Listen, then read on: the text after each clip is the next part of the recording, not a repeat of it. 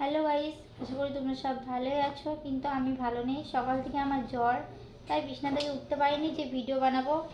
সত্যি কথা বলতে, যে ভিডিও বানিয়ে তোমার সাথে শেয়ার করবো। সকাল থেকে চোখ খুলতেই পারিনি জ্বরের ঠেলায়।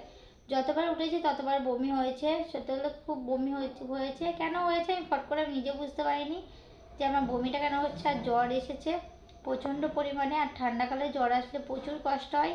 এমনি তো ঠান্ডায় সারাদিনই বেশিরভাগ ঠান্ডায় এত ঠান্ডা লাগে, তবু উঠেও স্নান টান করি। কিন্তু আজকে আমি উঠতে পারিনি জ্বরের মধ্যে। কি বলবো, সারাদিন ঠান্ডায় কেঁপেছি আর শুয়ে আছি। তাই ভাবলাম তোমাদেরকে ভিডিও না শেয়ার করলে তোমরা ভাববে কি হয়েছে না হয়েছে।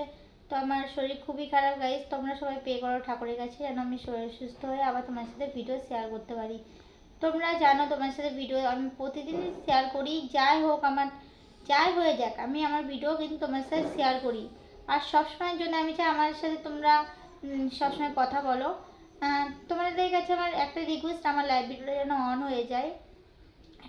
এটাই রিকোয়েস্ট করছি। তোমরা সবাই ঠাকুরের কাছে পে করো যেন আমার লাইভটাও অন হয়ে যায়। আমার শরীর যেমন সুস্থ হয়ে যায়, যেভাবে পে করো ঠাকুরের কাছে, আমার যেন লাইভটা অন হয়ে যায়।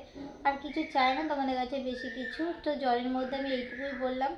চলো, আমি এখন একটু ওষুধ খেয়ে একটু সুস্থ আছি, তাই ভাবলাম তোমার সাথে শেয়ার করি।